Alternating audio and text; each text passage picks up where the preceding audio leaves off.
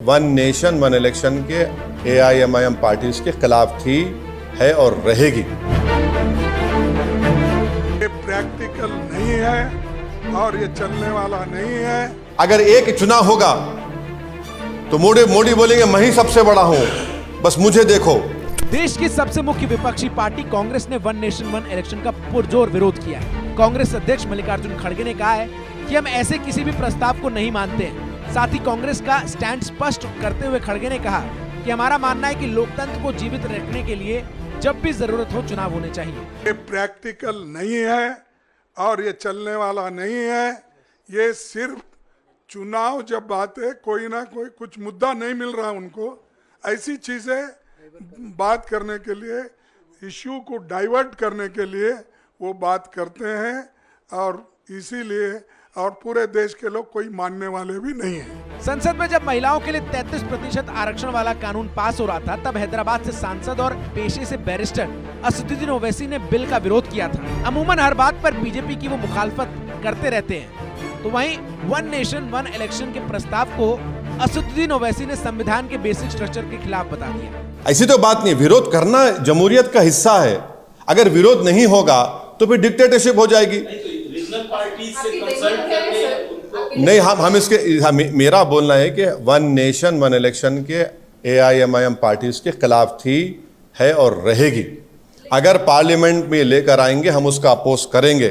जनता के पास भी जाकर हम बताएंगे कि आपका नुकसान होने वाला है। अगर कोई सरकार 5 साल के लिए बन जाएगी, क्या काम करेगी भाई? वो प्रदेश का मुद्दा कभी मुद्दा ही नहीं बनेगा।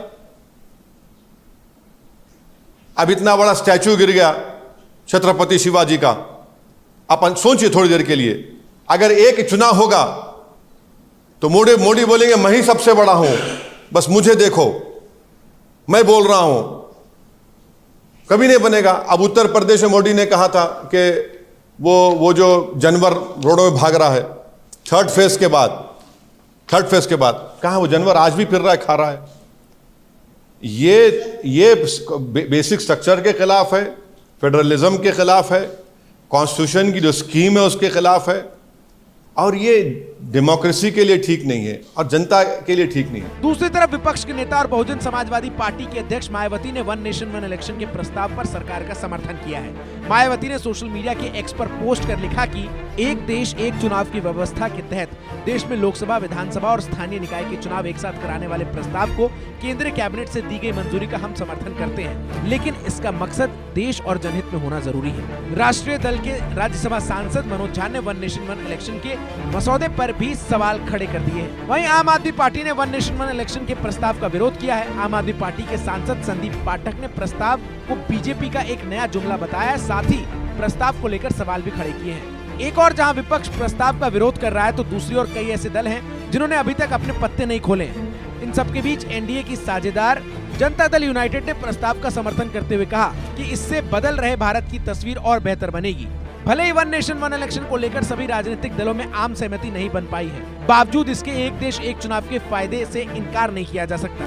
बार बार चुनाव से सिस्टम एक तरह से चुनावी मशीन में तब्दील हो जाता है। बार बार आचार संहिता लगने से विकास के काम प्रभावित होते हैं, चुनावी खर्च का बोझ बढ़ता है। एक साथ चुनाव होने पर 12,000 करोड़ रुपए की बचत होगी और सबसे महत्वपूर्ण की चुनावों को लेकर लोगों में स्पष्टता की भावना आएगी। राजनीतिक दल फिलहाल वन नेशन वन इलेक्शन के प्रस्ताव पर सियासी नफा नुकसान देख रहे हैं, नाप तोल कर सदा बयान दे रहे हैं। शीतकालीन सत्र के दौरान जब बिल लाया जाएगा, उस वक्त सांसदों का क्या रुख रहता है, ये तो वक्त आने पर ही पता चल पाएगा। लेकिन इस बात से इनकार नहीं किया जा सकता कि बीजेपी ने इसे सियासी मुद्दा बना दिया है।